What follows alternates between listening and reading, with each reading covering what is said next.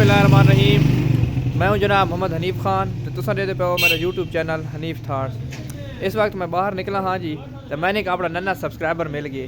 हाँ भाई सब्सक्राइबर साहब इधर तारुफ कहीं नहीं आए तो इस नाल गपशप लेने 2-4 मिनट की, उस तो बाद बाकी इंशाल्लाह हालात वाक़यात थोड़ा डिस्कस करते हैं। हाँ भाई सब्सक्राइबर साहब अपना नाम दसा। मोहम्मद हसन बसरी मेरा नाम है जी। मोहम्मद हसन बसरी। ए मोहम्मद हसन बसरी का नाम है जी। ये फैसल हफीज़ खान का बेटा है जी। ये बहुत प्यारा बच्चा है माशाल्लाह, बड़ा लैके बड़ा कंपिटेंट है, बड़ी नाते शाता पढ़ता है। केड़े स्कूल ही पढ़ता है भाई तू? तहसील पब्लिक स्कूल पिपलां दे विच पढ़दा है। अच्छा ते उस तो बाद केड़ी क्लास ही पढ़दा है तू? 7 क्लास ही पढ़दा है। ठीक है 7 क्लास ही पहुंच गए, शाबाश होए माशाल्लाह। तू है तो छोटे इतना लेकिन तू क्लास चंगी पहुंच गए 7 है जाए। ते बाकी ए भाई नाते शाते तो पढ़दा हूं ना? अच्छा शाबाश होए।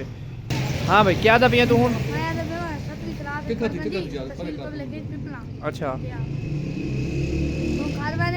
अच्छा ठीक है सही है। ठीक है जी। अस्सलाम वालेकुम, मैं मोहम्मद हसन बसरी फैसल हफीज़ खान का पुत्रा। मैं 7 क्लास पढ़दा ते मैं नाता शाते पढ़दा हूं ना ते हुण अल्लाह हाफिज़। ये जी तुसा देते पे सारे एक नन्ना सब्सक्राइबर सन मिल गए जी। तो इस आखे जी मेरी वीडियो बनाओ तो मेरी वीडियो भी तुसा अपने चैनल उत्ते चाड़ो। तो मैं कि चलो ठीक है कोई मसले को नहीं जी, मैं इसकी वीडियो बना के दिए तो इंशाल्लाह बहुत जल्द मैं अपने चैनल इसनू चाड़ देसा। व्यूअर तुसा देखना इसनू सब्सक्राइब भी करना है मेरे चैनल नू। और इस बच्चे के टैलेंट नू, इस बच्चे की मेहनत नू, इस बच्चे की गलबात नू तुसा लाजमी गल अच्छे तरीके नाल सराहना है। तो हुण मैंने थोड़े जे कम पै गए तो मैं थोड़े जे कम आंदा पिया जरूरी। तो इंशाल्लाह बात इस लंबी वीडियो बात बनाए सूँ तो बात इंशाल्लाह गप शप लैसूँ। अल्लाह हाफिज़। कुकड़ी विच आ गया ने।